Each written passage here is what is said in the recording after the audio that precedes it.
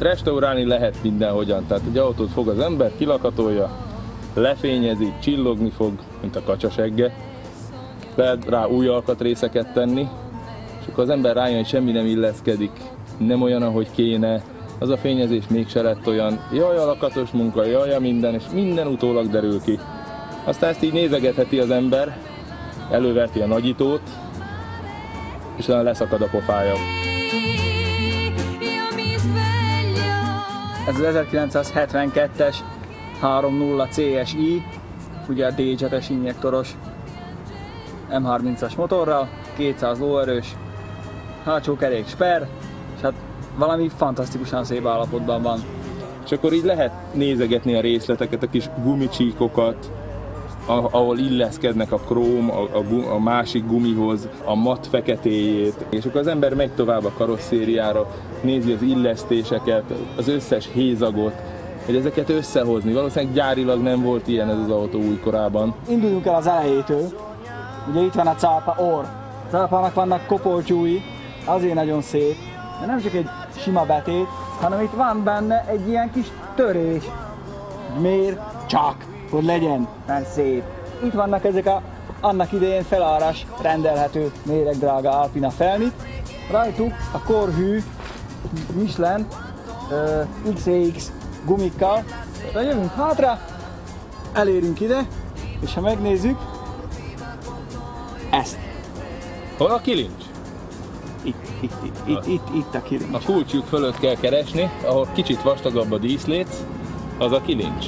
És hát semmi B-oszlop, alig van tetőoszlop, tehát fejre nem érdemes vele esni, mert nyilván hamar beholpad a teteje. Ebben akárki neki megy, bárminek meghal, tehát az ember nem menjen neki ilyen autóval semminek szerintem. Szeretnék ebben meghalni. És az üveg tetején is van egy díszléc, hogy azért mégiscsak teljes legyen a szépség.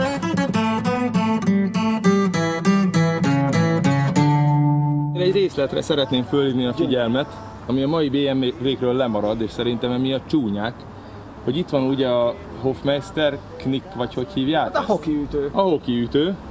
És itt van egy ilyen üres tér, ami sosincs eldolgozva rendesen a BMW-ken. Hát itt van benne egy szép lakkozott BMW embléma, ami itt fölül ugye még a lemez, itt alul pedig luk van, és ez a luk arra való, hogy az utastéri szellőzés működjön, itt rántja ki a levegőt, ami elől bemegy. Mindenféle blikkfang nélkül, 3 liter,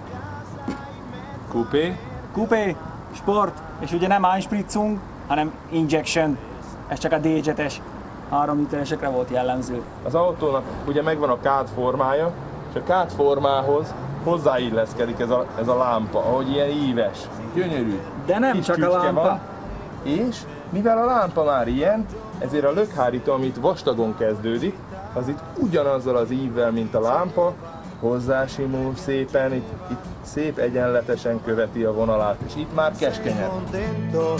Vai finalmente a stare in città, la troverai le cose che non hai avuto qui. A kormány. Mindig elfelejtem a nevét. Petri kormány. Ez egy Petri kormány, szintén egy feláras extra.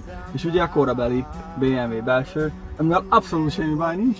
Egyszerű, mint a szög, áttekinthető, de mégis szép. Röffentsünk. Hát indítsunk, nézzük, mit tud a D-Jetronic. Ó, azonnal.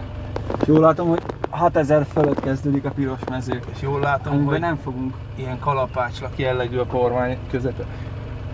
Pista, te nem vagy bekötve.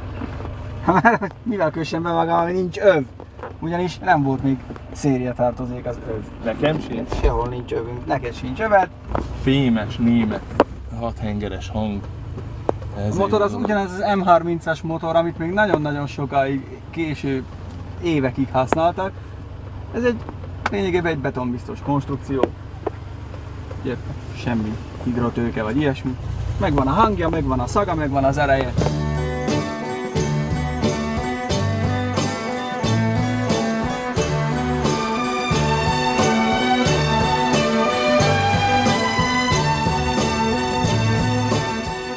Ó, de finom ez a váltó. Érezni, hogy öreg autó, de tényleg Öreg motorcsónak. Édes jó Istenem! Hogy ez az a BMW váltó, amire mindig minden hülye azt mondja, hogy na a BMW váltók azok milyen elképesztő precízek. Hát ezek azok. Szemlógás nincs az egész autóban. Jaj, de finoman megy. Bőr, műanyag, fa, minden zöröghetne benne, ha akarnak. De nem zörög. Megadjuk a jobbkezest. Ilyen autón nem játszik az ember. 30 000 euró a lista értéke. Szóval valójában eladhatnánk mindenünket, amink van, és még az is kevés. De felesel akarja. 30 000 eurót a hülyének is Megér, annyira nagyon jó megér. autó. És nem lesz kevesebb már, az biztos. Kanyarodni milyen? Oh, nagyon jó, csak ki akartam tenni az indexet, aztán rájöttem, hogy az a lámpa kapcsoló. Az ember hajlamos elfelejteni, hogy összesen 4 gangja van, és a harmadik pazi hosszú. Tehát itt a harmadikkal már olyan sebességeknél jár az ember, amit így városban nem kéne. Könyököljünk szerintem.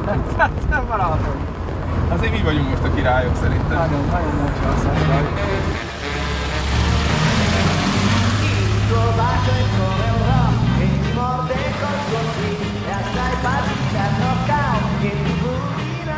Azért ezt el kell mondanunk, hogy a motor ugye egyrészt még nagyon nyers, de nem is 100%-os, van még mit rajta csinálni. Kicsit. De itt ülünk a bejáratás, nem vagy közepén, elején.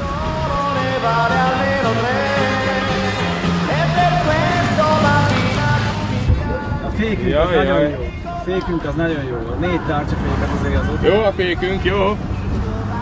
Komolyan megkockáztatom, lehet, hogy ez szebb, mint a csillagot tolni.